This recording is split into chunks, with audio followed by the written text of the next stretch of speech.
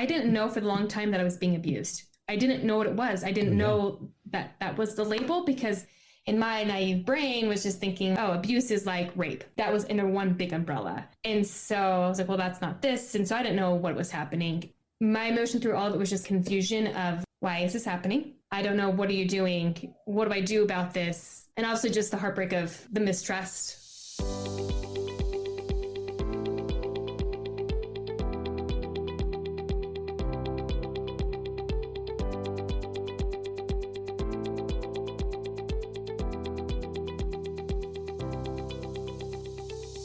Hi, everybody. Welcome back to Sexual Assault Survivor Stories, the SAS podcast. Or if this is your first time joining in, thank you for being with us. This podcast is a safe space for victims and survivors of rape and sexual assault to share their stories and connect with others who've been through similar experiences. I believe that sharing our stories is the first step to healing, and my hope is that the SAS podcast will help victims and survivors feel less alone and more empowered. I'm your host, Dave Markel, coming to you from the Pod Vlog studio in St. George, Utah, and I'm here each week to provide a platform for victims and survivors to tell their story and for experts and professionals to offer insights and information to help us all on our healing path and to provide an education on being trauma-informed in order to help bring justice to victims and survivors of rape or sexual assault. If you are a victim, survivor, or know someone who is, or if you investigate or prosecute rape or sexual assault cases, or if you provide treatment, counseling, or interact with victims or survivors of rape or sexual assault in any capacity, I urge you to listen to this podcast. Remember, you are not alone, and we are all here to support you.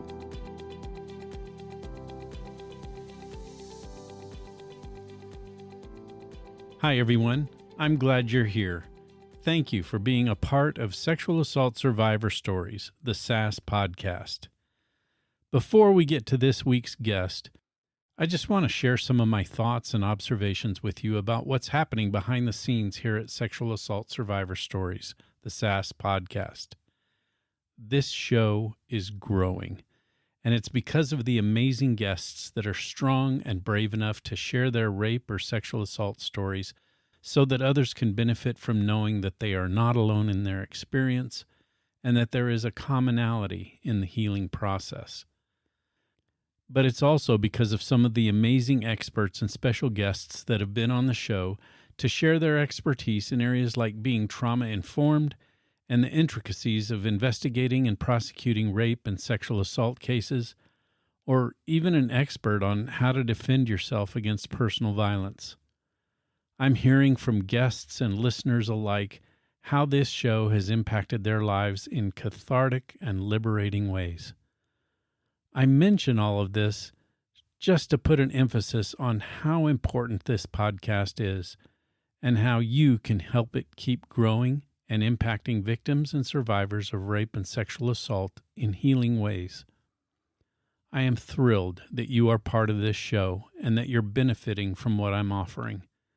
And I'd just like to ask all of you to share the podcast with others by copying the link to the show or to the individual episodes and sending those links to your family, friends, coworkers, or even an acquaintance.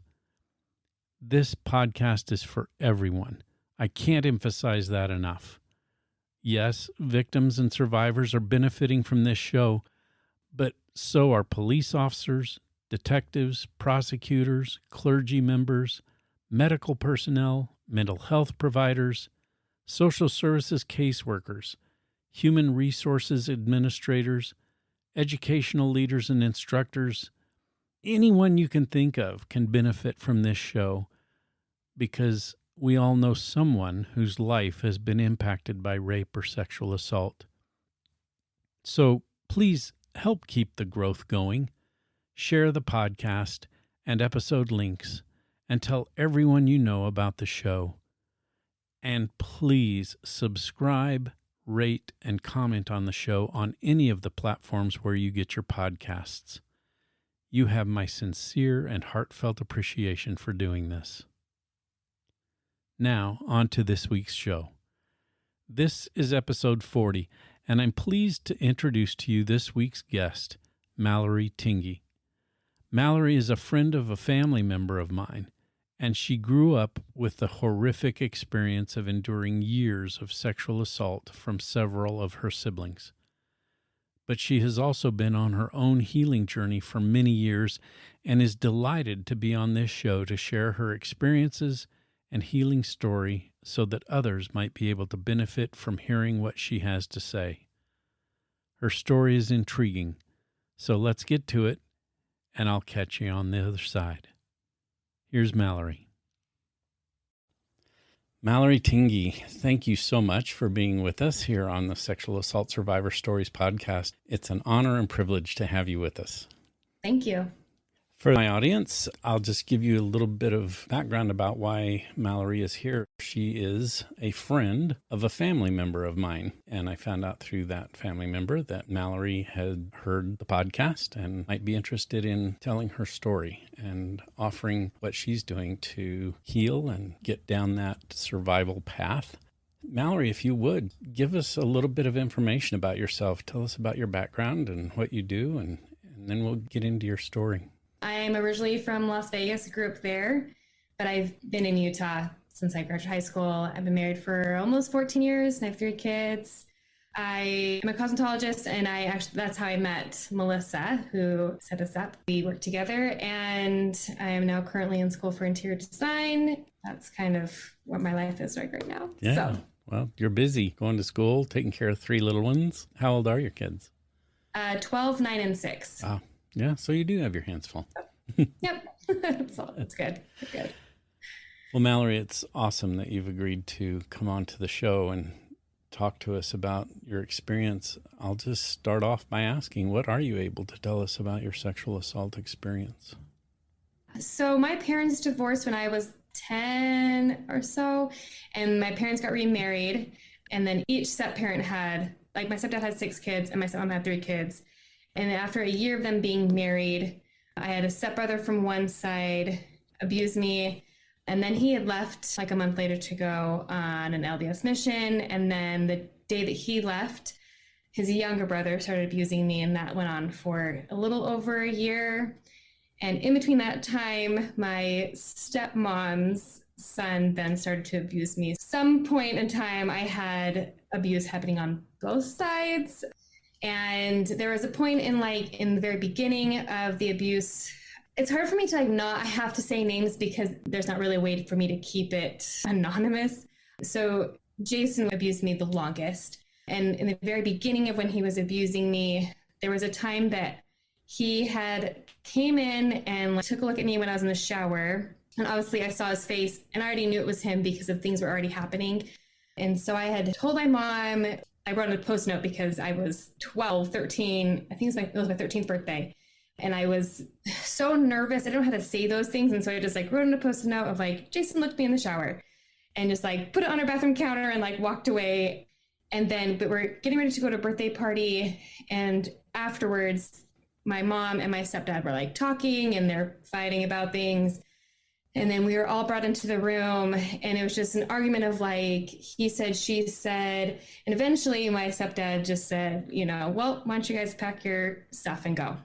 And we had still had our home that we had moved out of, and no one was living at the time. And so we ended up moving back to my childhood home for a few months in that time. But we still got together with that family. I don't know. It was really confusing. It was we were living in a different house, but we still were together doing things. And at that point, because I felt I got in trouble and there was kind of a consequence to me saying, hey, look, he looked in the shower, I didn't feel comfortable to say, there's other things happening, because obviously this was very minor to everything else is happening. And so I didn't say anything for a year later. It went on for an entire year. And then at that point, that's when my stepbrother Joe had started abusing me at my dad's house. It was a lot of mess. It was kind of hard because I feel like I had this friendship relationship with these stepbrothers, and it was kind of sad to realize that this isn't real. And things were progressing, it was getting worse, and I didn't know how far I would go because I was naive. I was 14, and I eventually told 3 of my best friends. And they're the ones who told their moms, and their moms were the ones who called the cops and who called my mom to tell my mom what's happening. And that's how it all came out. I just like didn't realize all the impact would come out afterwards. Honestly, it was not necessarily easier to handle the abuse, but I could go to school and do my things and be with friends and not have to think about any of the stuff happening, because it was when I was sleeping and no one knew, and I was the only one who knew, and I could block that out. But as soon as I reported anything happening, I had to face it. I had to live it. Everybody I knew about it. My family knew about it. And it was just this different shift in how people looked at me. My stepbrother's family was angry about it. There's a lot of rumors at my middle school that I seduced him because they were angry. And even within my stepdad's family of calling me names, I didn't say no and it was my fault. And there was so much more that came out and that I wasn't prepared for because I didn't know what to expect. And there's so many little things that happened within that. And I only told about my stepbrother, Jason. My stepbrother, Joe, had stopped like 4 or 5 months previously on his own. And so that wasn't the immediate threat right then. And my other stepbrother had gone on a mission. So for the first couple weeks after I told about Jason, I didn't say anything about anybody else because that didn't matter. That wasn't happening. And so it didn't matter. And then a couple weeks after we were reporting and all these things, my dad had called me and he's like, hey, I just need to know, like, if this happened to anybody else. And that's when I was like, oh, yes, Travis and Joe. And it was really hard for me to call out my stepbrother Joe because we were such good friends. And like, that relationship really kind of broke me because we were like good friends. He was like this older brother that I didn't have. And we would talk all the time. And he was one I can kind of like confine in like my little boyfriends in like junior high. And this relationship was gone. And me having to put it out there that, yeah, this happened, I had to end that relationship. Even though I already knew the relationship was over, it had to be done. That was hard. My family didn't know how to handle it because no one knew how to handle this. It was overwhelming for my mom.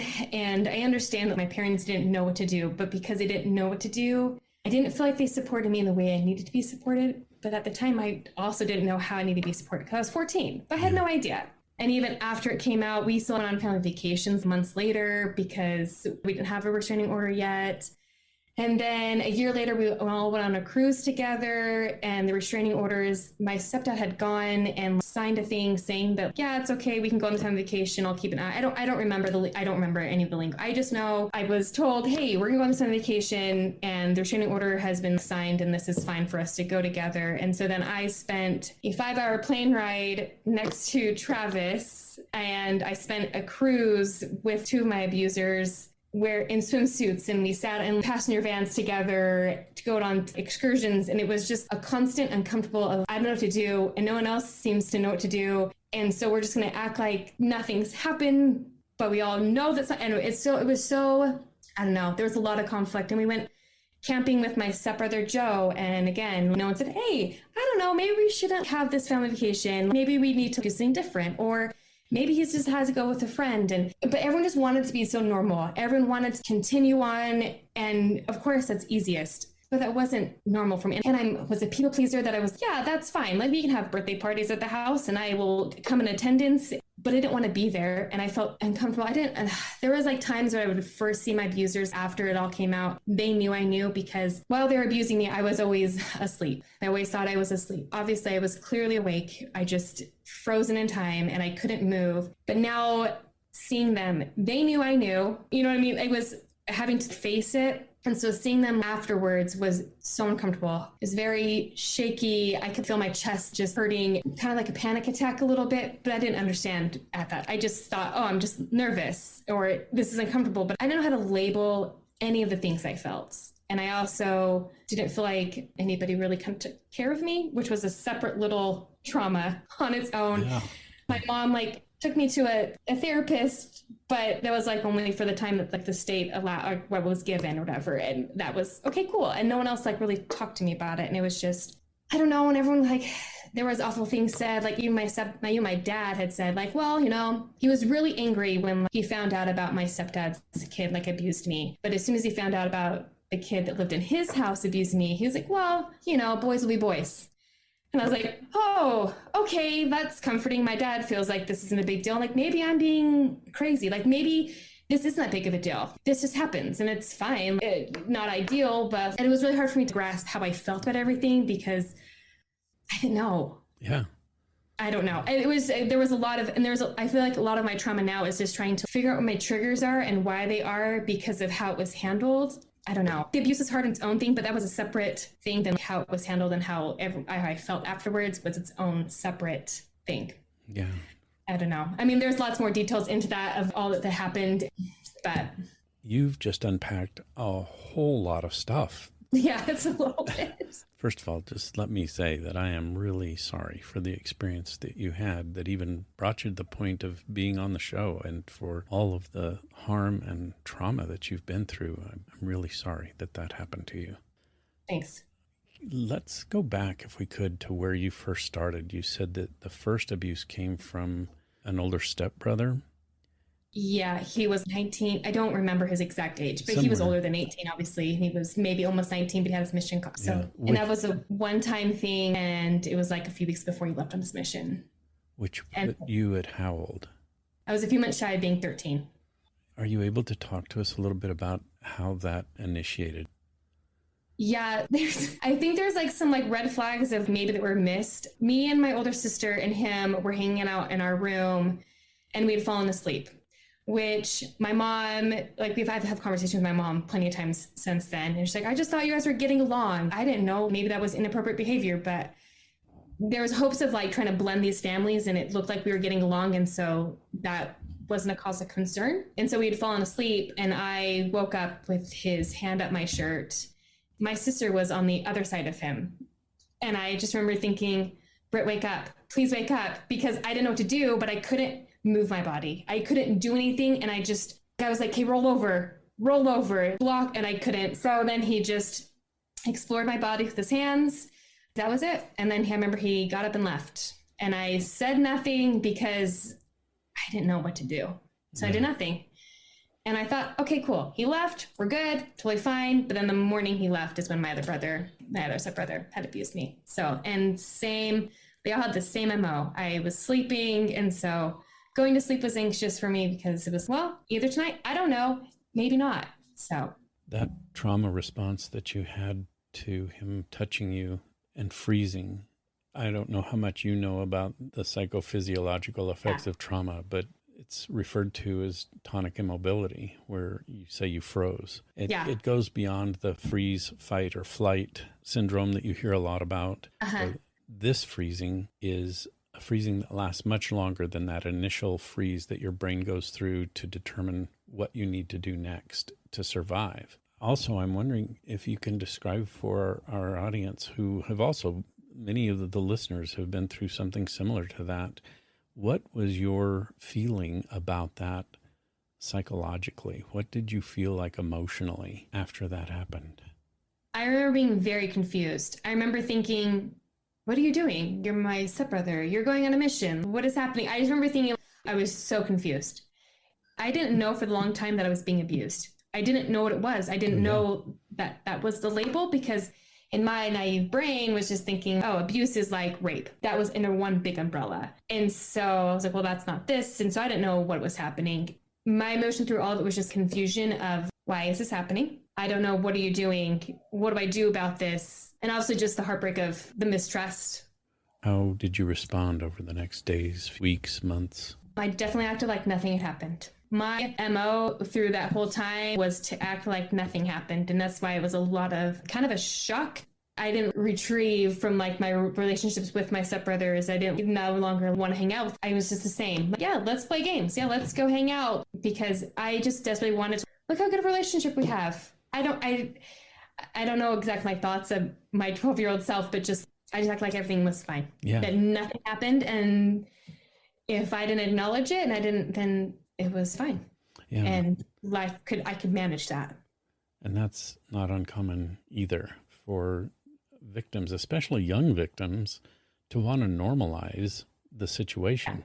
Yeah. And kind of let's forget about it during the day. But adults do the same thing. So it's not restricted to a child response to want to normalize and just pretend nothing's happened, especially if it's somebody that you know and you trust and you think you have a good relationship with, and then something like that happens. And yeah, exactly. That confused state and the not knowing what to do, all of that fits perfectly with the normal response. And then how long did you say it was after the assault that he left? I think about a month. I think it was a month or so. And there wasn't another assault experience before he left? Just that one time? Yeah, just that one time, and then he left, which I thought, okay, this is fine. We can go on now. And But then that's when another one of your stepbrothers started. Yes. And you said that was the same day that he left? Yes, my parents had left to drive him, because we live in Vegas, so they left to drive him up to Provo. And, he stayed back. Everyone's kind of stayed back to go to school. And we'd all woken up early to say goodbye. And so we only had like an hour and a half or something before we had to get up and get ready for school. And so we ended up back in our bed, and like mine and my sister's bed, and he was also there with us. Why this is happening again, I don't know. So then we were back in our bed and hanging out, talking, and then we fell asleep. And then I woke up, my sister was in the shower, and I woke up to Jason, hands under my shirt, and I said, oh my gosh, this is happening again. What is happening? And then again, I was like, Britt, come out of the shower. Like, I just think in my head, like, I need someone to come see the situation and stop it, because I can't stop this. But again, I didn't say anything. And I remember that morning. It's so vividly well of what we listened to in the car when my sister was taking me to school and all these things, because that was just etched my brain of that was what this day was. And then I thought, well, maybe a one-time thing. Like, that was Travis one time. Okay, it's like this is, but then that was obviously not the case. And it was kind of a morning ritual. So. And were there other assaults from another stepbrother simultaneously? Yes. So then Joe was my stepmom's son. And that was when I was at their house every other weekend. So Jason started abusing me in March, and then not until end of May or so, my other stepbrother Joe had started abusing me. And then they kind of overlapped for about 6 months. He stopped in like December, Christmas Eve was the last time, because I remember him coming to talk to me while I was asleep and saying, I'm so sorry. And that was it. And that was done. And he was done. Then Jason continued on until April. Do you know what made Joe stop? No. We never had a conversation, anything about that, but it's interesting because afterwards, I never really got an apology from Jason, even going to like a counseling session of where I had to choose if I wanted him to read a letter to me in person. He could read it and record himself, and my therapist can show it to me, or he could have the therapist read the letter to me. It was what he had to mark off for his progression and things, and also with my therapist. And so, but I chose in person, and he had forgot the letter. So I didn't get an apology. My parents got more of an apology, and I never really got an apology. But Joe, from day one, I still have letters of him apologizing and how sorry he was. And he kind of struggled in life a little bit because I feel like that kind of affected him a little bit more in that. Where Travis, he didn't get called home from his mission. He continued his mission. No one knew about it. No one knew. A lot of people didn't know about it until I did a podcast about 3 years ago. I can't remember any year. And then some of his family found out. And for a long time, he got to live this, return with honor life of he went on a mission and he didn't get sent home. That was my stake president made that decision of my dad had gone in and like, hey, are you going to call him home? Like, well, we don't want to ruin his life. Wow. And so he stayed out. And then because I was getting bullied, there was rumors and just awful, people were calling me names and things like that from Jason. Once my parents found out about Travis, they didn't then say anything about Travis because they felt like it was protecting me by not adding someone else to this mix, but it ended up just protecting him for 20 years. But Joe has always, I got letters from him that he was sorry in the very beginning. And so it's easier for me processing his abuse different. Each of them have their own different of how I processed and healed from that because Joe he felt sorry. He told me he was sorry and all these things. Jason didn't really, and Travis acted like nothing happened. And even we had a counseling session, I don't know how many years later after he came home, because he kept coming to my work And I'm like, you can't come to my work and say hi. And he worked for my stepdad. And so every time I came home from school, I'd be like, hey, how's it going? And I'm like, you can't talk to me unless I engage. And we had a counseling session together. And she's like, hey, you can't engage unless she says hi first, and you may respond back, but you can't initiate the conversation. And the very next day I came home, he's like, hey, Mel, how was school? I'm like, cool, you've learned nothing. And that's just kind of how it was. So I have like different, I don't know, healings from all of them because they each were different. That was a really roundabout way of what you're saying, like why Joe stopped on his own. I think he just felt guilty. I don't know. I've never asked him, and we haven't talked since. This is trauma on trauma on trauma. And you mentioned before, it's a little bit. There's a lot of stacking. Yeah. And then part of that trauma too is just the way your parents and your step parents reacted to this. Are you able to tell us a little bit more about that impact? Yeah, I feel like it took me a while to kind of figure out. For a long time, I thought I had really healed from it because I was like, I feel fine. And it wasn't until 2020 when everyone's kind of realizing things in their life. And then I finally decided I probably should really, I've been to therapy and things like that, but it wasn't until like I was really researching and going through journals I had kept and things like that I really figured out why I felt the way I did in certain places. And I feel like a lot of times, like now, I feel like my abuse felt like an inconvenience to my family. It was an interruption of our daily life. It was an interruption of how do we run the family now. I felt like I was an inconvenience, and that me saying something made that difficult. I had a conversation with my mom like since, and a lot of times, but I remember when my parents found out from my friends' moms, I didn't know that this was anything to do with like that police would be involved. I thought, okay, my friends' parents know, they'll tell my mom and, we'll handle it. That was as far as I thought. And then they told me, okay, your mom's on her way to come get you, and then you're going to go to the police station. And I said, I'm sorry, what? I was so taken back of like, I didn't know. And I remember walking into the house and seeing my mom, and I don't really remember if she gave me a hug. I feel like she was probably just very overwhelmed with these group of women coming and telling her what was happening inside her house. But I do remember driving in our car, and my uncle was a police officer, and he was driving my mom in the passenger seat, and I was laying on my grandma's lap in the back of the car, and I felt like my mom was angry. She was a little upset. She was upset that she wasn't given the option of calling the police.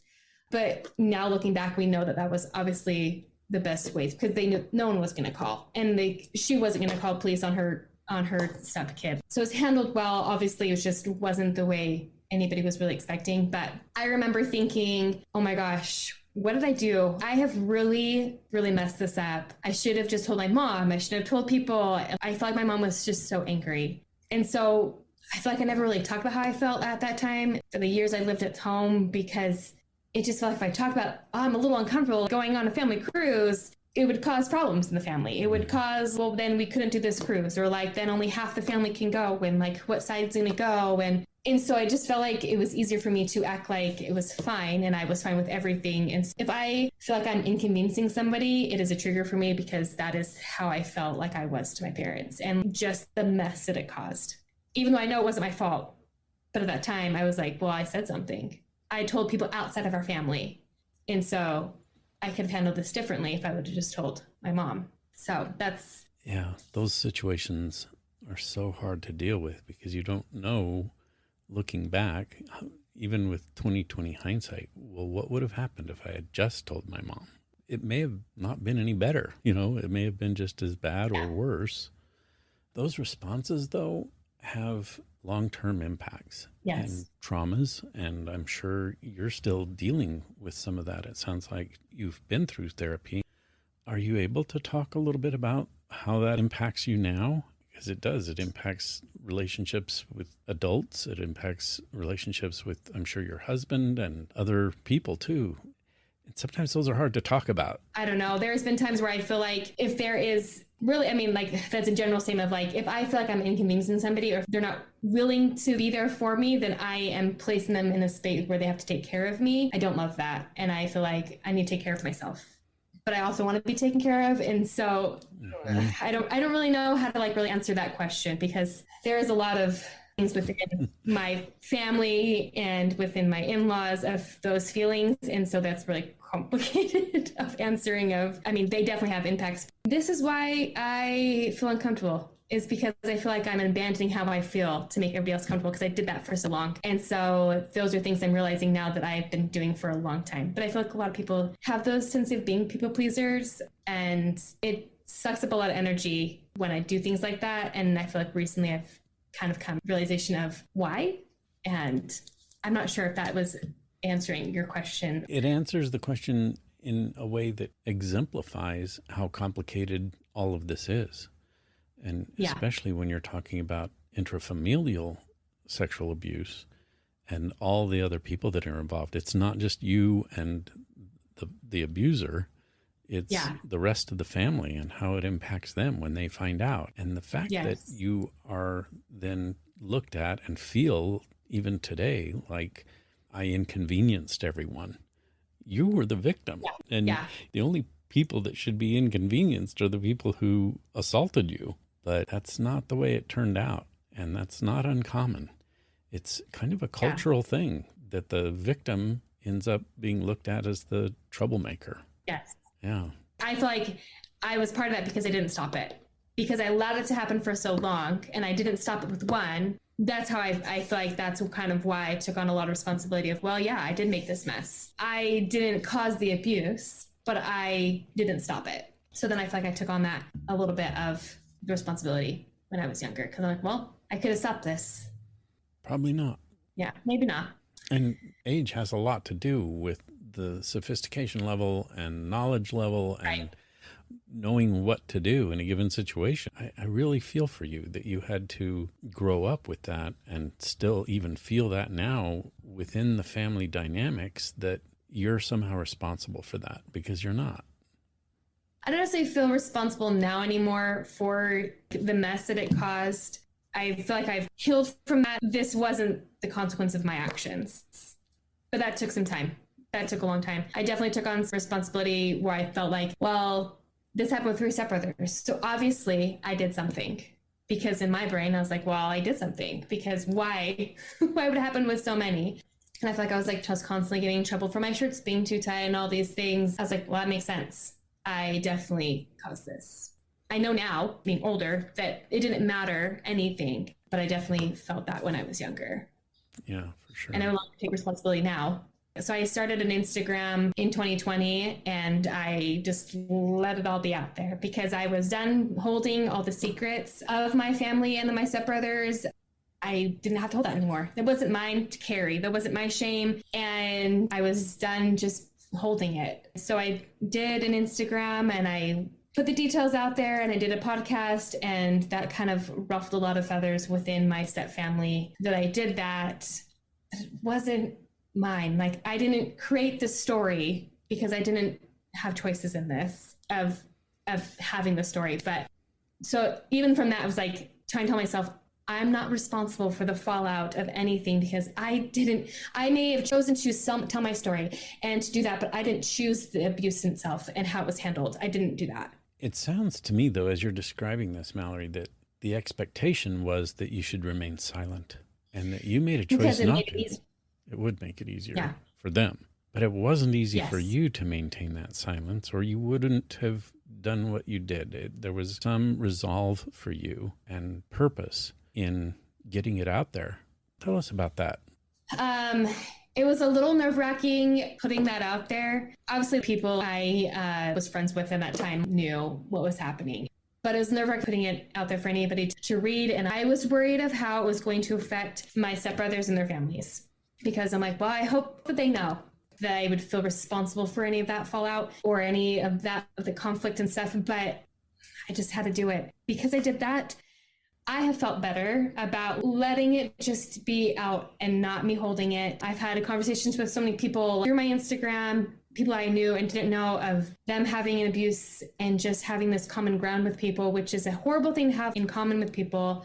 But that camaraderie of just people feeling the same, and every situation is different. Everybody else's story is different, but the feelings are very much alike. And that was really interesting. And that was also like comforting of, okay, I am not broken because I felt this way and I still feel this way, or this like really messed me up because everybody else had somewhat on that path themselves.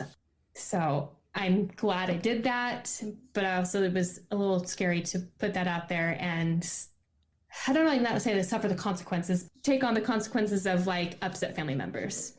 So yeah. I'm really glad that it helped you, especially when I heard you just now say it helped me, and that there is a commonality within the community of victims and survivors, which I too feel as a survivor myself. That commonality and that camaraderie that you mentioned, it's a sad thing that we have to have that camaraderie, but I'm glad it's there. At least there's someone else that can like feel that way. Yeah. Mallory, what are you able to tell us about your ongoing healing path? Help us understand what you go through and how those triggers impact you even today and how you handle those.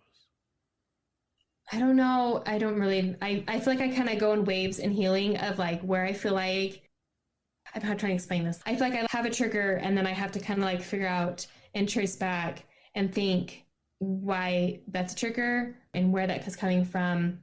Recently, I just had a realization of, oh, this is why I feel this way, but it took me years of figuring out why I feel this way and why that was a big deal. And really just not being afraid of exploring that and being okay of, oh, this is why this is happening and this is why I'm upset and this is what I can do about this. Really reading a lot of books has helped me too, which I've never really been a book reader ever, but I've listened to a few books that just really made me stop and think and figure out where I'm still hurting. Obviously, everything. I feel like healing is a whole life. This is a lifelong process. And I remember being told that when I was like 14, like, oh, you're gonna deal with this whole life. And I was like, yeah, right. Like, that's stupid. But because I was young and was like really optimistic and hopeful that this would like, once everything is like settled down legally, it'd be fine. Not underrealizing all the things that I will deal with like for a long time. So really, I feel like a lot of just being able to sit with my feelings and think about it when I do have those triggers, writing things down has been helpful. I don't know. Me and my husband have had more conversations about my abuse since I started that podcast. And we obviously had talked about it and he knew things before we got married and whatever. But since I started that Instagram, there was more details that I would like, oh yeah, I remember this.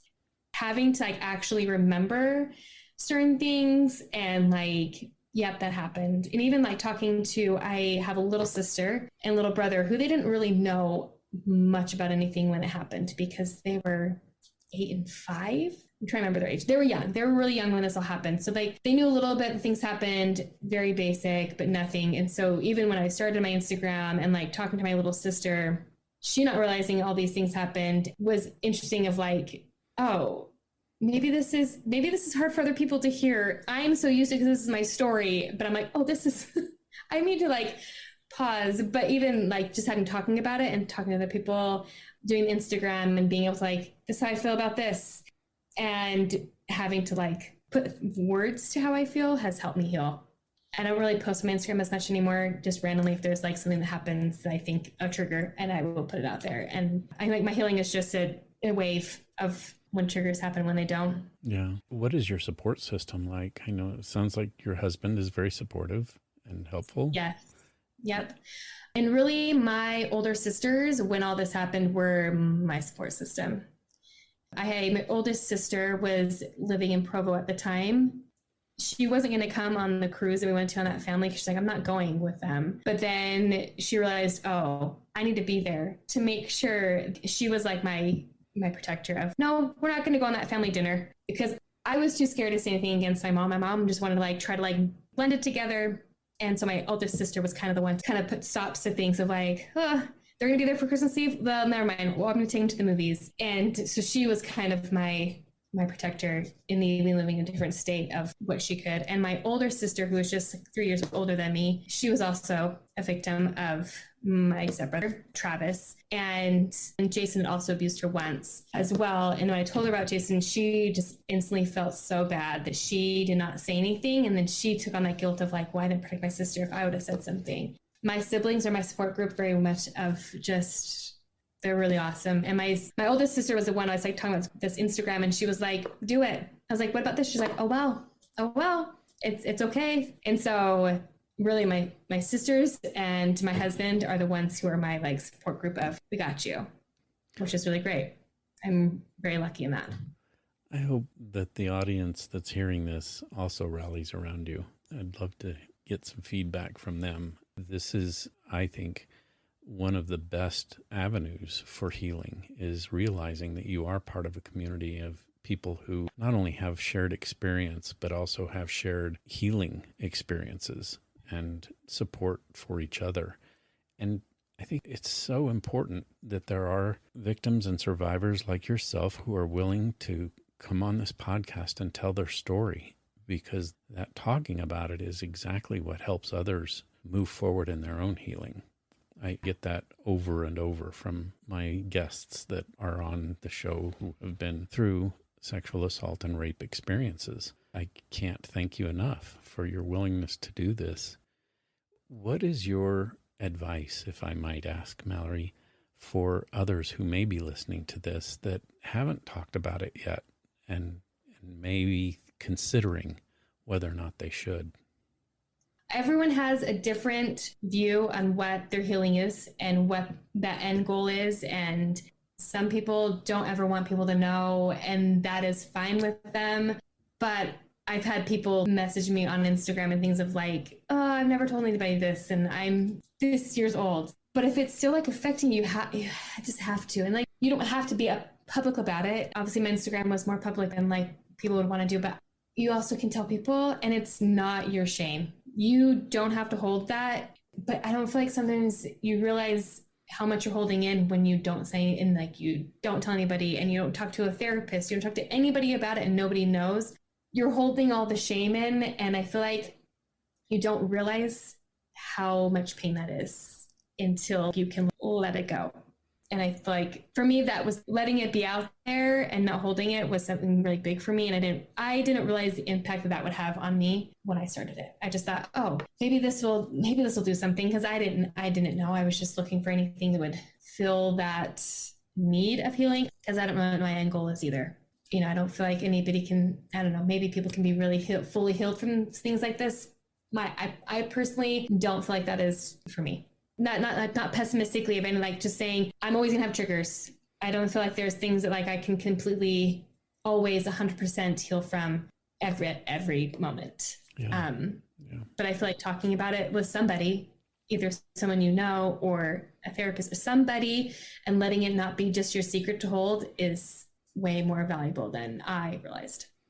That's so helpful. I'm glad you shared that, because it's what I'm finding is the commonality too in the healing process, is that those who have made that decision and are at that point to be able to talk about it almost always. I can't think of a situation, quite honestly, where somebody has said, I wish I hadn't told anybody. Now that I have, I wish I could take it all back. It's quite the contrary, that they say what you've just said. This has been healing for me. This has helped me. It's part of the healing process. And also there's sometimes the consequences of that. Like obviously I have some upset family members and things, but again, it's not mine to hold. I don't have to like handle their feelings on that. That's also okay. But I think that's also a second thing of like, you don't have to hold it, and you don't have to feel responsible for how your abusers are going to, or their family is going to feel about it, because it isn't your choice. And it really is interesting of having that commonality. Like everyone's story is different. Everyone's situation is different, but like having that common ground of like the same feelings and kind of the same healing process in their own way is interesting too. Mallory, can I ask how you found out about sexual assault survival stories? Was that something you found out through Melissa, or? Yes. We were at a friend's house and she's like, hey, my uncle has this podcast and I think you should be on it. Very short and sweet, very much Melissa-like. I'm appreciative of her saying that to you, and even more so of you taking the time to listen and saying, yeah, I think I could do this. You, as a guest on the show, have been very helpful, and I can't thank you enough for your willingness to be here. So thank you for joining me. There is some benefit in looking down the road and saying, maybe we should do this again in 6, 8, 12 months and see where you are then compared to where you are now in your healing process. Would you be willing to do that maybe? Of course. Thank you. And then one final thing. When people talk about past traumas, it brings up those past traumas. And we've been calling them triggers. I prefer to call them activators because even the word triggers can be triggering. Yes. But trauma activates, even recall of trauma can activate that trauma and bring it back to the surface. When you have decided to talk about the abuse like you did with us just now, how have you been able to take care of yourself within the next few hours, days, weeks to come, having now brought this all up again? That is a good question. I don't know. Because I do know that, like, yeah, if I talk about it with people and things, obviously it has now been brought to my mind more, and I don't really know what I do. I guess I just wait for it to kind of close up again, I guess. I don't know. But you do have a support system. I just hang out with that. I don't have like oh, this is what I do. I don't really have. There's not that. a routine. Like some of my guests have had situations where I'm going to go soak in the bathtub. I'm going to go play with my kids. I'm going to go do things that aren't activating the situation, not dwelling on it. And those are great ways to take care of yourself. I'm wondering too, if in the next few hours, after we get through talking and over the next few days, when some of these memories do come back, which they will, and sometimes even memories that you have pushed aside, which we call implicit memories you might not even realize are there, can sometimes be activated by having talked about it. Do you have plans on what you're going to do when you and I get through talking now? What was your thoughts about things that you would do for the rest of the evening? I'm just going to go on a date with my husband, but I don't have plans of like, this is what I do. I guess, move on with life. I guess my question then is, do you feel now that we've had this discussion like you can go on a date with your husband or, move on with your evening, or will this put an end to everything and you end up coming to a stop and having to regroup? I feel like usually I can kind of just keep moving on. I mean, there has been times where like maybe certain things like maybe brought up more feelings and maybe it's something I haven't thought about for a while, or for whatever reason is more like upsetting that day that like does kind of drain my energy, and where I just kind of need to like veg out and do a mindless activity. But for the most part, I feel like I can just move on. I do like kind of feel like the like heaviness in my chest a little bit usually, but like just moving on with life kind of just helps kind of to simmer that down. This has been amazing. This has been a great conversation, and I really appreciate Melissa and you being willing to follow up on what Melissa said to you. So thank you. We'll talk again. Hey, sounds great. Thanks, Mallory. Thank you. That does it for another episode of Sexual Assault Survivor Stories, the SAS podcast. I want to extend my sincere thanks to Mallory Tingey for taking time from her busy schedule to be on the show. I would love to pass on your support of Mallory as she continues on her healing path. So send me your comments and encouragements, and I'll make sure your message gets to Mallory. You can contact me at my email address at davemarkel@gmail.com. That's DAVEMARKEL@gmail.com. I'd also like to renew my invitation to those of you who are listening who have been raped or sexually assaulted and feel you're ready to tell your story on this podcast in order to further your own healing process or help others with guideposts as they navigate their way on their healing journey. Just email me at that same email address, davemarkel@gmail.com. and we'll talk about the possibility of you being on this show. Please subscribe and rate this podcast on your favorite podcast platform, and feel free to send me your comments of encouragement or how this show has impacted your life. I'd love to hear from you. And as always, start by believing, because we all know someone whose life has been affected by rape or sexual assault. We'll see you next week.